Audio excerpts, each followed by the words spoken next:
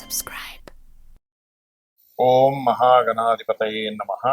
ఓం గురుభ్యో నమః. ఓం శ్రీమాత్రే నమః.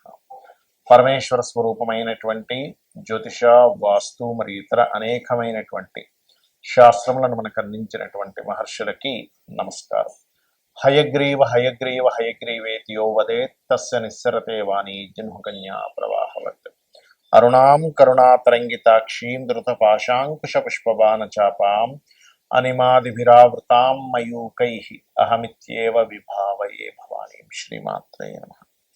ప్రేక్షకులకి ఆ లలితాంబిక అమ్మవారి యొక్క అనుగ్రహం పరిపూర్ణంగా కలగాలని మనస్ఫూర్తిగా కోరుకుంటూ మనం ఈరోజు విశ్వవసు నామ సంవత్సరంలో ద్వాదశ లగ్నాల వారికి గుర్తుపెట్టుకోండి. లగ్నం తెలియని వారు మాత్రమే రాసి చూసుకోండి, ఎందుకంటే రాశి కంటే గొప్పది లగ్నము.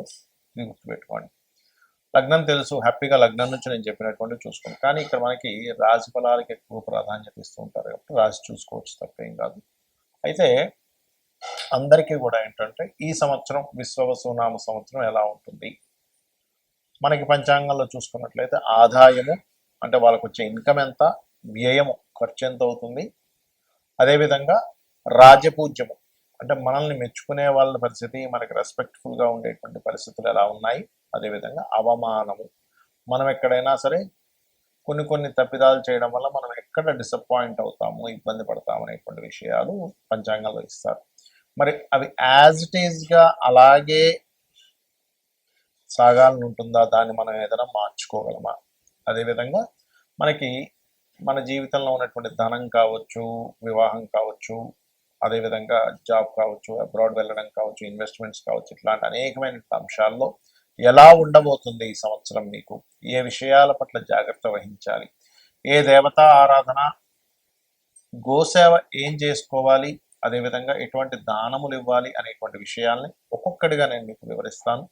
ఈ యొక్క విషయాలు చెప్తుంది నేనైనప్పటికీ కూడా చెప్పిస్తుంది సాక్షాత్ లలిత అమ్మవారిగా భావిస్తూ తెలుసుకుందాం.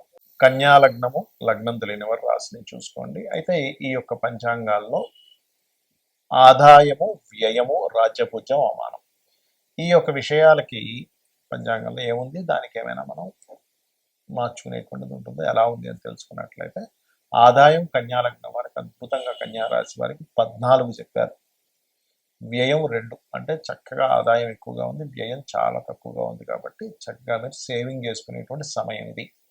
సేవింగ్ చేసుకుంటే భవిష్యత్తుకి పనికి వస్తుంది.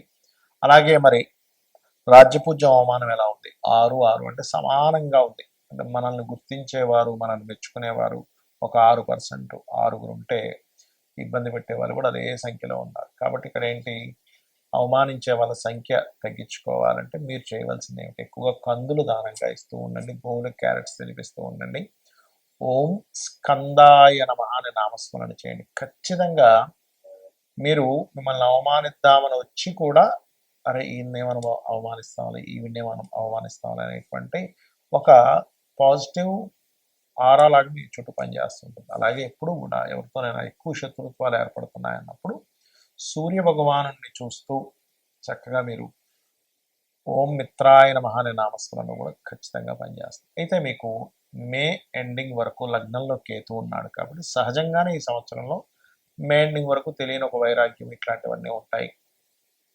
సప్తమంలో అధిక గ్రహాలు వచ్చినందుకు కొంత పార్ట్నర్స్ పెరగడం, వివాహ సంబంధించిన ప్రయత్నాలు సక్సెస్ అవ్వడం, ఇట్లాంటివన్నీ కూడా పెరుగుతాయి. అయితే మే తర్వాత జూన్ నుంచి కాస్త మీరు ఇన్వెస్ట్మెంట్స్ చేసే విషయంలో కొంత చూస్ చేయండి. కేతు ఉన్నాడు కదా, కొన్ని బ్లాక్ అయ్యే ఇన్వెస్ట్మెంట్స్ చేస్తారు తెలియక. 12లో కేతు సంచరించేటప్పుడు ఈ జాగ్రత్తలు తీసుకోవాలి జూన్ నుంచి ఒక 1.5 year ఆఫ్ టైంలో. అలాగే మరి మీకు ఫైనాన్షియల్ గ్రోత్ అయితే ఎలాగో ఆదాయం బాగుంది, అదేవిధంగా శుక్రుడు అవుతాడు. ఇక్కడ గురువు యొక్క దృష్టి కూడా 2వ స్థానం మీద ఉంది కాబట్టి ఫైనాన్షియల్ గ్రోత్ చక్కగా ఉంటుంది, దానిలో ఎటువంటి ఇబ్బంది లేదు. మొదటి 3 నెలలు విశ్వవసు నామ సంవత్సరం మొదటి 3 నెలలు అగ్రిమెంట్స్ చేసుకునేటప్పుడు, అదేవిధంగా గమనించుకున్నట్లయితే ఏదైనా అన్నదమ్ములతోని వాగ్వివాదాలు, కొంచెం జాబ్లో మొదటి నెల కొంచెం జాబ్లో కొంత అనవసరమైన ఘర్షణలు చూపిస్తున్నాయి కాబట్టి ఈ యొక్క విషయంలో కొంత జాగ్రత్తగా ఉండండి. మరియు అదేవిధంగా ఇక్కడ గమనించుకున్నట్లయితే ఈ సంవత్సరం ఎక్కువగా ప్రాపర్టీ యోగం ఎక్కువగా చూపిస్తుంది. ఖచ్చితంగా ప్రాపర్టీస్ కొనుగోలు లాంటివి చేస్తారు, ఎందుకంటే ఈ మే తర్వాత గురువు 4వ స్థానం తన స్థానాన్ని తను చూసుకుంటున్నాడు. కాకపోతే శని భగవానుడు ఉన్నందుకు కాస్త ఇష్టపడిన వారిని వివాహం చేసుకోవాలనే ప్రయత్నంలో కొంత ఘర్షణ, కొంత గొడవలు, అది కూడా సేమ్ క్యాస్ట్ కాకుండా ఇతర క్యాస్ట్లో వాళ్ళు చేసుకోవాలనేటువంటి కొంత తపన, అదేవిధంగా విదేశాల్లో ఉండే వారితో కొన్ని సంబంధాలు, అక్కడున్న వాళ్ళని ఇష్టపడి వివాహం చేసుకునే ప్రయత్నం ముందుకు వెళ్తూ ఉంటుంది. ఇక మీరు ఎక్కువగా ఎవరిని ఆరాధిస్తే బాగుంటుంది? వెంకటేశ్వర స్వామి యొక్క ఆరాధన చేయండి. అలాగే చూసుకున్నట్లయితే రాహు 6వ స్థానంలో ఉన్నాడు కాబట్టి రాహు యొక్క ప్రభావం మంచిదే 6లో ఉంటాయి, అందులో ఎటువంటి సందేహం లేదు. కాకపోతే 7లో ఉండేటువంటి శని 6వ అధిపతి కూడా అవుతున్నాడు కాబట్టి జీవిత భాగస్వామికి ఏమాత్రం హెల్త్ విషయంలో చిన్న చిన్న డిస్ప్యూట్, చిన్న చిన్న ఇబ్బందులు వచ్చిన వెంటనే చూపించుకుని దాన్ని క్లియర్ చేసుకోండి. ఇక మీరు గోవులకి చక్కగా బెల్లము, గ్రాసము తినిపించండి. ఎక్కువగా వెంకటేశ్వర స్వామి నామాన్ని ఓం నమో వెంకటేశాయ అనే నామస్మరణ చేయండి. అనే విధాలా మీకు బాగుంటుంది. చాలా మందికి జాతక చక్రం ఉండదు, మరి వాళ్ళు ఏం చేయాలి? ఎందుకంటే వాళ్ళకి రాశి, నక్షత్రము, లగ్నం ఏమీ తెలియదు. అటువంటి వారు ఈ సంవత్సరం పరంగా చూసుకుంటే ఈ సంవత్సరం అందరూ కూడా కాస్త ఇన్వెస్ట్మెంట్స్ చేసే విషయాల పట్ల కాస్త జాగ్రత్తగా ఉండాలి. ఎందుకు?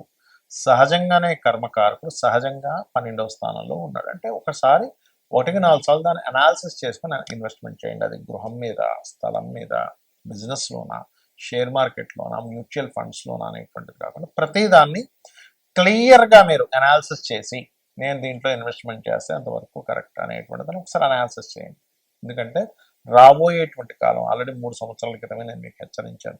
రాబోయేటువంటి కాలం జాబ్స్ తక్కువ, సొంతంగా మనం చేసుకోవాల్సిన సమయం ఆసన్నం అవుతుంది అని 2.5-3 ఏళ్ల క్రితమే హెచ్చరించినటువంటి వీడియోలు ఉన్నాయి యూట్యూబ్లో, చూడండి కావాలంటే.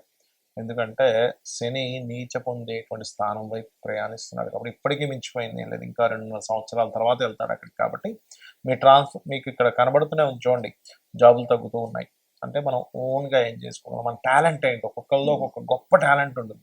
ఒక వ్యక్తికి మ్యూజిక్ వస్తే ఇంకో వ్యక్తికి చెస్ ఆడడం బాగా రావచ్చు, అందులో టీచింగ్ వెళ్ళొచ్చు. లేదా ఒక వ్యక్తి మంచి ఫుడ్, ఒక వ్యక్తి మంచి క్రియేటివిటీ పర్సన్ అయి ఉంటాడు, ఇంకో వ్యక్తి మంచి ఫైనాన్షియల్ గైడింగ్ ఇచ్చే వ్యక్తి అయి ఉంటాడు. మీలో ఉండేటువంటి టాలెంట్ ఫస్ట్ మీరు గుర్తించి ఈ వైపు మార్గాన్ని ఫస్ట్ ఎంచుకోండి. అలాగే ఎవరికైనా సరే వారికి జాతక చక్రం లేదు, మాకు తెలియదండి, మాది ఏళ్ళనాడు శని నడుస్తుందో, అర్ధాష్టమ శని నడుస్తుందో, అష్టమ శని నడుస్తుందో తెలియదు అనుకునేటువంటి వారికి ఒకటే చెప్తా, నిత్యము ఉదయము సాయంత్రము అమ్మవారికి దీపారాధన లేదా మీ ఇష్టదైవానికి దీపారాధన, పంచోపచార పూజ చేయండి. అంటే గంధము, పుష్పము, ధూపము, దీపము, నైవేద్యం.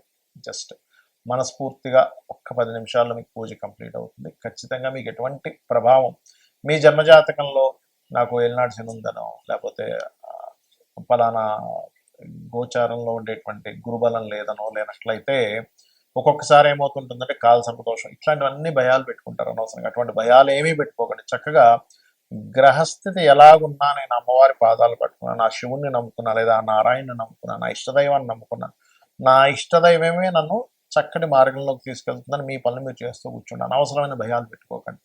అలాగే ఇక్కడ ఒక చిన్న టిప్ ఇస్తాను, ఏంటంటే వాస్తుపరంగా ఎప్పుడు కూడా మీకు ధనాభివృద్ధి కలగాలి అంటే ఉత్తరంలో ఎటువంటి బాత్రూమ్స్, లెటర్న్స్ ఉండకూడదు. ఉత్తరంలో వైట్ కలర్ ఉండేలా చూసుకోండి. ఖచ్చితంగా మీకు 100% కూడా మీకు మీ యొక్క ఫైనాన్షియల్ గ్రోత్ పెరిగి తీరుతుంది. అలాగే ఆగ్నేయంలో కూడా వాటర్ లేకుండా కాస్త గ్రీన్ బల్బ్ ఉండేలా చూసుకోండి. ఉత్తరంలో వైట్ కలర్ ఉండేలాగా, ఈస్ట్ అండ్ ఆగ్నేయం సైడ్ కాస్త గ్రీన్ కలర్స్ ఉండేలాగా, అలాగే నైరుతిలో creamish colour or yellowish colour master bedroom ఉండేలా ట్రై చేయండి. అప్పుడు ఏమవుతుందంటే అది వాస్తుపరంగా ఎనర్జైజ్ అవుతుంది ఆ యొక్క ప్రదేశం అనేటువంటిది. అలాగే మరొక విషయం ఏంటంటే ఇక్కడ మీరు ఈ దేశకాల సంబంధించిన విషయాలు కనుక చూసుకుంటే ప్రపంచవ్యాప్తంగా కొంత ఆర్థిక మాన్యాలు, కొంత స్టార్టింగ్లో అంటే సంవత్సరం మొదట్లో కొన్ని చిన్న చిన్న ఇవి చూపిస్తున్నాయి. ఎందుకంటే మనకి గతంలో ఏదైతే మనకి దీనికంటే విశ్వాసు నామ సంవత్సరానికి ముందు ఏదైతే క్రోధినామ సంవత్సరంలో అనవసరమైన గొడవలన్నీ జరిగాయో, ఈ సంవత్సరంలో అన్ని గొడవలు ఉండవు, తగ్గుతాయి కొంతవరకు. కాకపోతే ఈ ఆర్థిక మాన్యాలు, ఈ జాబ్ మీద ప్రభావాలు ఇవి ఉంటాయి కాబట్టి ఈ యొక్క విషయంలో కాస్త మీరు జాగ్రత్తగా మీ లైఫ్ని ప్లాన్ చేసుకుంటారని మనస్ఫూర్తిగా కోరుకుంటూ శ్రీమాత్రే నమః.